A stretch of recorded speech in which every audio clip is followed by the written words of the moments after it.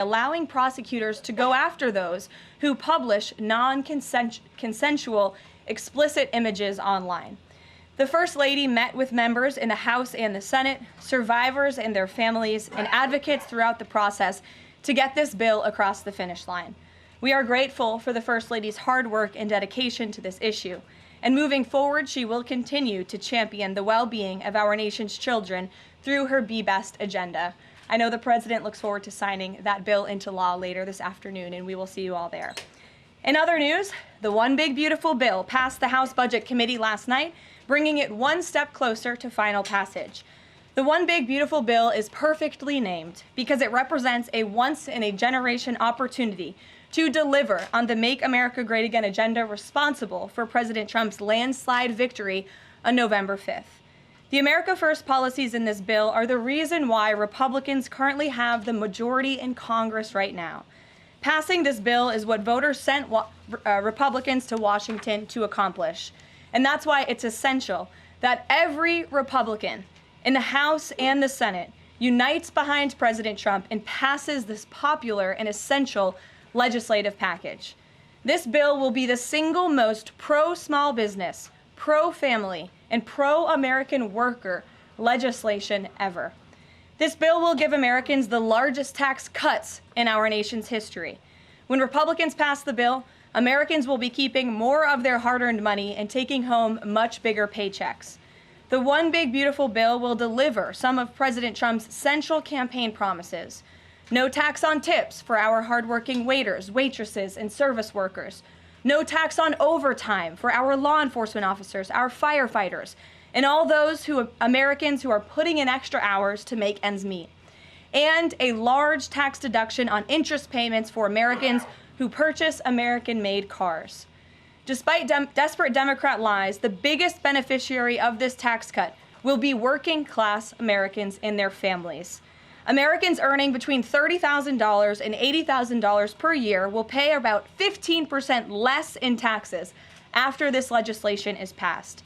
And according to a brand new paper from the White House Council of Economic Advisors, the average family with 2 children's take-home pay will be up to $13,000 higher because of the increase in wages and reductions in tax obligations. The CEA study also said that the average overtime worker receives a tax cut of roughly $2,000. Again, this is great news for our nurses, our police officers, and all those who work overtime to make ends meet across our country. Put simply, President Trump's One Big Beautiful Bill will be a boon for working-class America. This One Big Beautiful Bill is also pro-family. It will increase the child tax credit to $2,500 per child, establish optional savings account for newborn babies with a $1,000 credit added, and strengthen paid family leave.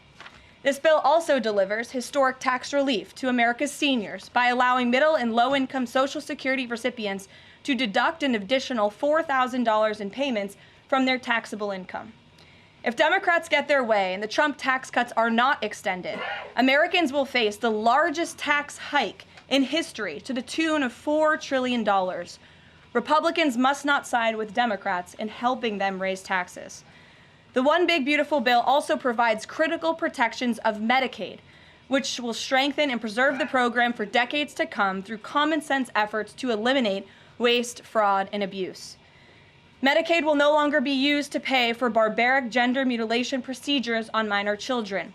And the 1.4 million illegal aliens who are currently improperly receiving Medicaid benefits will be kicked off the program to preserve it for hardworking American citizens who need it. President Trump and Republicans are protecting Medicaid benefits for pregnant women, children, disabled individuals, low-income seniors and families, and the most vulnerable Americans in our society. And that's what Democrats are so angry about. Basic Medicaid protections that will stop the funding of transgender insanity and illegal aliens from ripping off American taxpayers. As you all know, over his first 4 months in office, President Trump ended the previous administration's open border crisis and secured our homeland in record time, all using executive authority. Now Congress needs to act. The One Big Beautiful Bill is the most significant investment in our nation's border patrol and law enforcement agents in our nation's history. The bill ensures that President Trump's popular and successful border security measures are made permanent. Republicans have the backs of Border Patrol and ICE agents who were put through hell over the past 4 years and have quickly worked to secure our southern border. And that's why this bill gives them more resources to do their jobs, including a $10,000 much-needed bonus to ICE agents and Border Patrol agents over the next 4 years. To provide those brave agents with desperately needed reinforcements on the ground, the bill allows for the hiring of thousands of new ICE personnel, customs officers, and Border Patrol agents. These significant hirings will empower President Trump to continue delivering on his promise to carry out the largest mass deportation in the history of our country. Again, that is a promise that Republicans made to American voters. It's a promise they were elected on, and it's a promise Republicans on Capitol Hill need to keep: secure our border. To supplement those efforts, the bill's funds will fund the completion of President Trump's signature border wall. As a result, 701 miles of primary wall, 900 miles of river barriers, 629 miles of secondary barriers, and 141 miles of vehicle and pedestrian barriers will be constructed when this bill passes, along with cutting-edge technology to secure our homeland from dangerous illegal alien invaders. This bill also advances our national security and defense interests by ensuring the United States military has the necessary resources to remain the strongest and most lethal fighting force in the world. The bill will provide resources for the construction of President Trump's Golden Dome to safeguard Americans from potential attacks, give the Coast Guard resources to build more modernized ships, and the Air Force resources to acquire better planes. If all of those incredible things were not enough, the big, beautiful bill also finally modernizes air traffic control in America, a bipartisan issue. The bill will allow President Trump to deliver on his promise to overhaul and update our air traffic control systems to keep Americans flying as safe and efficiently as possible. The previous administration failed to act and do this themselves, despite repeated warnings from the GAO, which has resulted in unacceptable delays at major airports like Newark that the Trump administration is working hard to address. When the one big, beautiful bill passes, we will replace the current antiquated system, the FAA will enhance safety in our skies, reduce delays, and power the future of air travel in the United States. That's just some of what this historic legislation will accomplish. It is absolutely essential that Republicans unite behind the one big, beautiful bill and deliver on President Trump's agenda. There is no time to waste. Americans gave Republicans a once-in-a-generation opportunity to course-correct our country over many wrongs over the past 4 years. And Americans are counting on Republicans to work as hard as President Trump is in this White House every day on Capitol Hill. Send this legislation to his desk as soon as possible for his signature. Here in our new media seat today, we have Liam Cosgrove, the White House correspondent for Zero Hedge. With that, Liam, please kick us off. Thank you, Caroline. So my first question is on foreign policy. Sure. The president has made several moves towards peace in multiple fronts: India, Pakistan with the Houthis, talking with Iran and talking with Putin. Biden didn't even talk to Putin for the entire span of the war, which is crazy considering two nuclear powers were engaged in a proxy war. So I do admire these moves by the current president, I'll be honest. However, as of today, we are still funding both Israel's and Ukraine's wars. So can Americans expect to finally be done financing foreign wars at some point? Do you consider that one of the president's goals? Mm-hmm. Well, I think I can summarize the president's foreign policy agenda with 2 words: America first. And that means putting the American people and the American taxpayer first. And that's why the president is moving as quickly as he possibly can and working overtime to end these conflicts in both Israel and in Gaza, and also the Russia-Ukraine war. As you all know, the president will be speaking with Putin at 10 o'clock. He plans to call President Zelensky when that call concludes. I spoke to the president about that call at 10 o'clock. I don't want to get ahead of those very important conversations, but of course you will hear directly from the president or me after those calls conclude today. So you can expect that. As for Israel and Gaza, the president continues to not only himself, but his national security team engage in talks on both sides of this conflict. The president made it very clear to Hamas that he wanted to see all hostages released. And last week, when we were flying out of town, there was great news on that front with the return of Eden Alexander, who is the last remaining hostage in Gaza. So to answer your question, the president is always thinking about the American people, the American taxpayer first. He wants these conflicts to end, not just to save money, but most importantly, to save lives. Thank you. And my only other question for you is, so over the weekend, President Trump posted Truth Social a video highlighting what most people call the Clinton body count, which is the strange number of suicides that seem to happen in Clinton circles.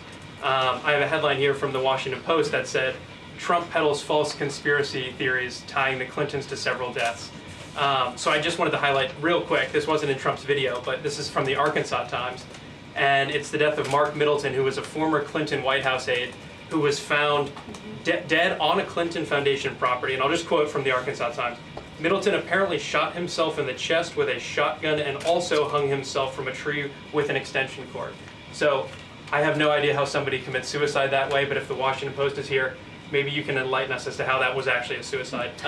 So anyways, that's just a lead into my question about the most famous Clinton-related suicide, which is that of Jeffrey Epstein. There's still a lot of questions around that case. You've released phase 1 of the Epstein files.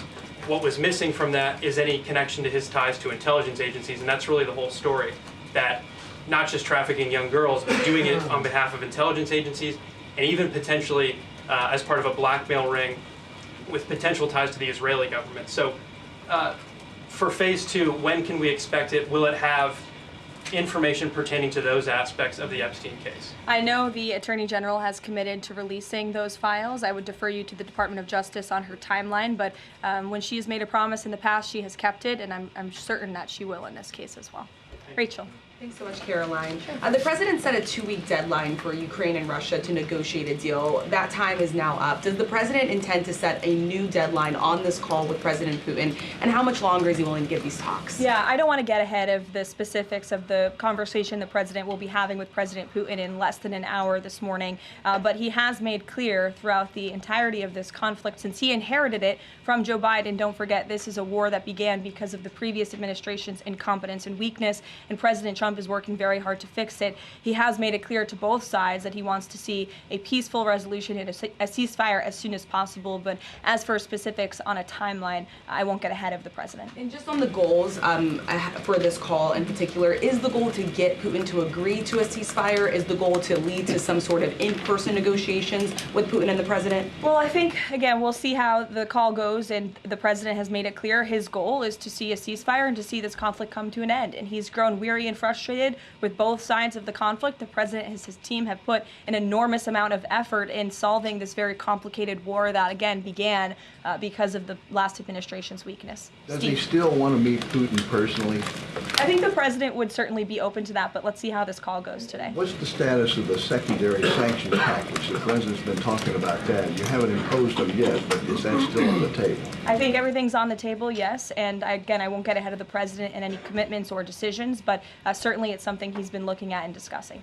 Elaine. Hi, Ken. I want to ask you about the House budget bill. So does the president agree with Republicans behind this bill that Medicaid work requirements should be implemented as soon as 2026? So the president wants to preserve and protect Medicaid for Americans who this program was intended for, the most vulnerable in our society: pregnant women, low-income families, seniors, those who truly need these benefits. And it should be going to people who physically cannot work. We want to see able-bodied Americans at least working 20 hours per week, whether that's part-time or full-time, whether that's even looking for work or volunteering for 20 hours a week if they are receiving Medicaid. These are common sense provisions. These are common sense changes that were actually introduced by former Democrat President Clinton. They've been supported by every Democrat president since, including the previous president, Joe Biden. But again, these are common sense reforms to ensure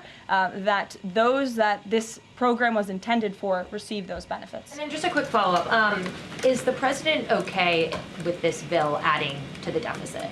This bill does not add to the deficit. In fact, according to the Council of Economic Advisors, this bill will save $1.6 trillion. And the president absolutely understands and hears the concerns of fiscal conservatives and of Americans who want to get our fiscal house in order. That's what the intention of this bill is. There's $1.6 trillion worth of savings in this bill. That's the largest savings for any legislation that has ever passed Capitol Hill in our nation's history.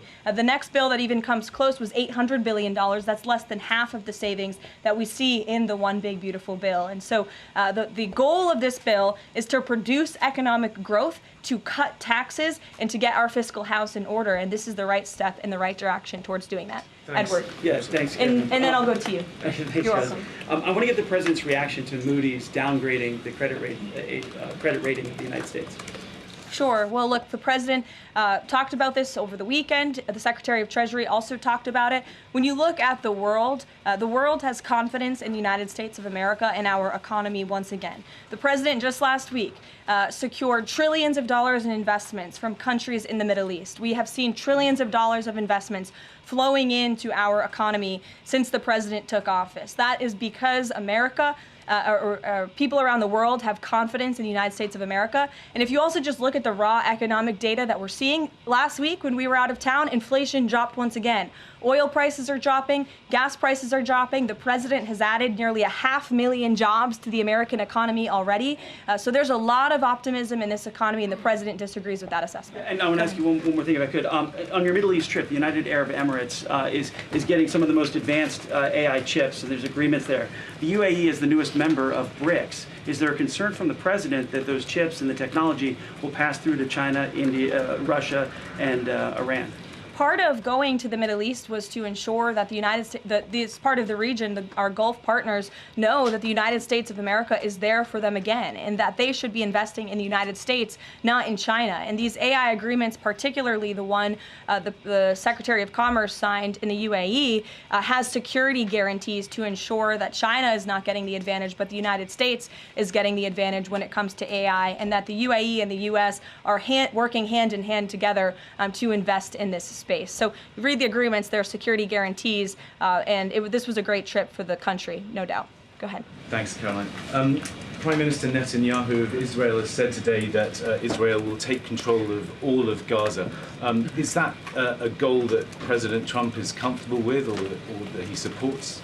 I'll have to talk to the president about those comments as they just came, I believe, from the prime minister this morning, and I'll let him speak on that. The president has made it very clear he wants to see this conflict in the region end. He wants all hostages to be released. He was pleased that Eden Alexander was returned home safely to his loving family. The president spoke with Eden directly while we were traveling to the Middle East last week. As for the prime minister's comments, I'll let the president himself respond to those. Sure.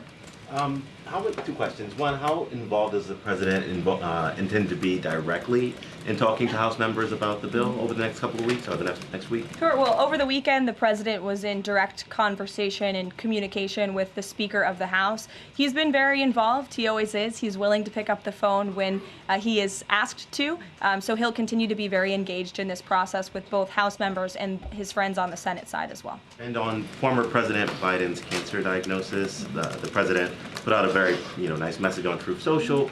Has he talked to President Biden directly? Does he intend to call? What does he intend to say directly?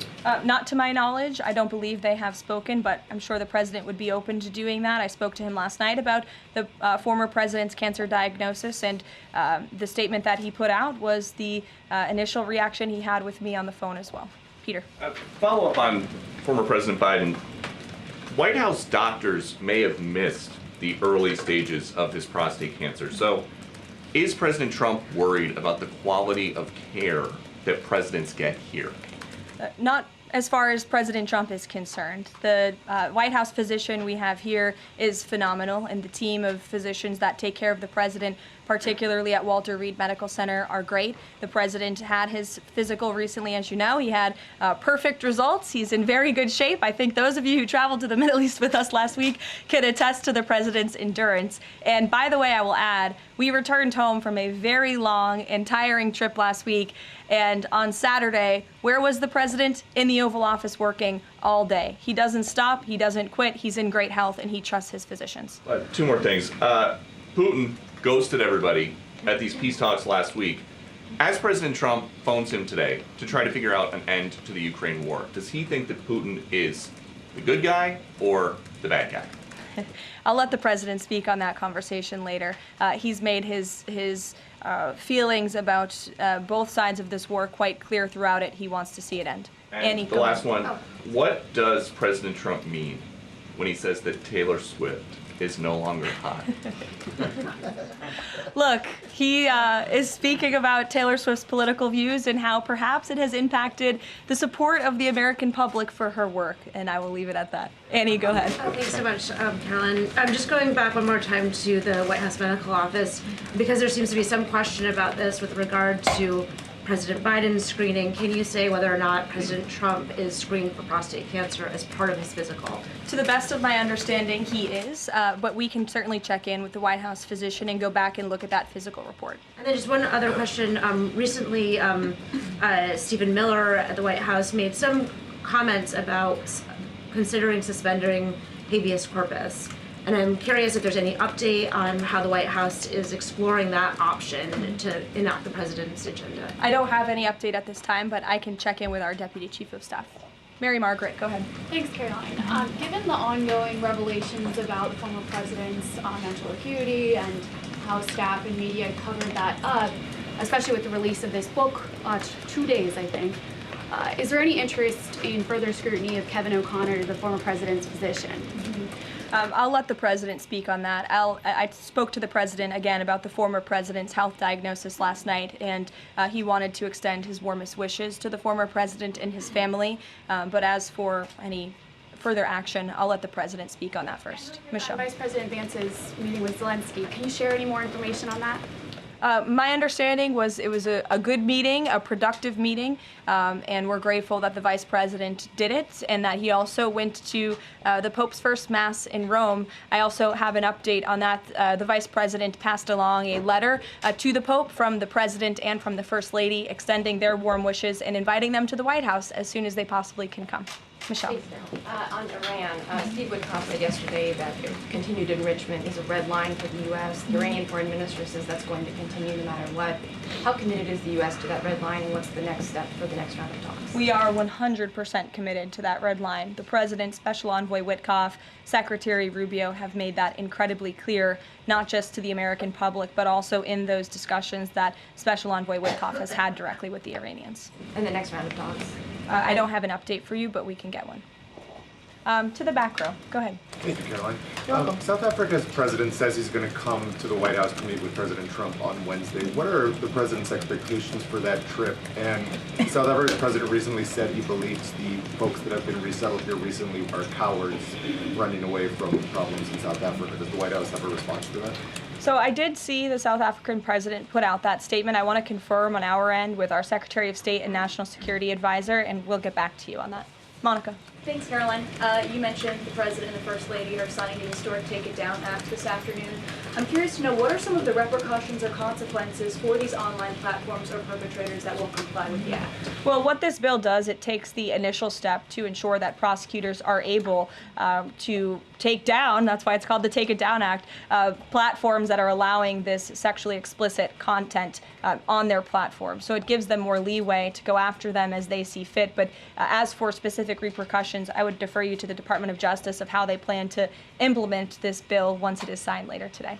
Brian. Yes, thank you. You said in your opening statement you talked about this MAGA baby savings account. Exactly how would that work? Who would be eligible for it? I'm assuming women would be eligible for that. Yes, so one of the provisions in the One Big Beautiful Bill, as I said, this is a very pro-family piece of legislation. Not only does it increase the child tax credit, but it also includes MAGA baby savings accounts for children that are born before January 1st, 2024, under 8 years old, U.S. citizens, and have at least one parent with a valid Social Security number. And when this tax provision becomes law, the child, if the parents seek to do this, will be set up with a savings account. Essentially, it's a 401k for a newborn baby. And child's relatives, their parents, can contribute up to $5,000 per year of after-tax dollars annually to that account. And then later in the baby's life, at age 25, savings account holders can withdraw up to the full balance of the account. Upon reaching 30, the account holders can access the full balance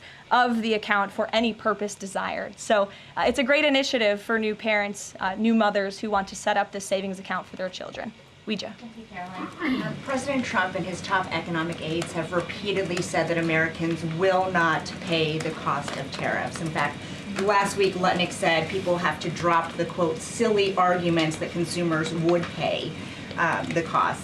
But over the weekend, as you know, the president posted that Walmart should eat the tariffs and not charge the value customer anything. I'll be watching, and so will your customers. So does he acknowledge that if companies don't absorb the full cost, Americans will have to pay? Well, first of all, the CEO of Walmart made those comments about the tariffs on an earnings call where CEOs, I believe, are legally obligated to give the most dire warnings and forecasts to their investors and stakeholders. The reality is, as the president has always maintained, Chinese producers will be absorbing the cost of these tariffs. And that is why China was so quick to hustle to the negotiating table with the United States of America. They need our markets, they need our consumers. And I would again point you to the inflation report that came out last week showing that inflation is declining in large part because energy prices are dropping across the board in this country because of the president's robust energy agenda that he has taken since January 20th. So the president is committed to ensuring that prices remain low for American consumers, and he maintains the position that foreign countries will absorb these tariffs. What does he mean by "I'll be watching" to Walmart? He'll be watching, seeing what they're doing. Jennifer. On the gift plane from Qatar, 3 things. Is there a timeline for the U.S. receiving that plane? Do you know how long it will take to retrofit the plane to presidential standards? And thirdly, has the intelligence community, security folks, have they weighed in on whether that plane can actually be secured to presidential standards? I'm glad you brought up this question because I was watching the American press spew a lot of misinformation about the plane donation last week when we were abroad. Let's be very clear. The government of Qatar, the Qatari family, has offered to donate this plane to the United States Air Force, where that donation will be accepted according to all legal and ethical obligations. It will be retrofitted to the highest of standards by the Department of Defense and the United States Air Force. This plane is not a personal donation or a gift to the President of the United States. And everyone who wrote that last week should go and correct their stories because this is a donation to our country and to the United States Air Force. As for a timeline, because it is the United States Air Force that is accepting the plane, I would defer you to them for specifics because the president, frankly, has nothing to do with it. It's the Air Force's project to take on. Sure.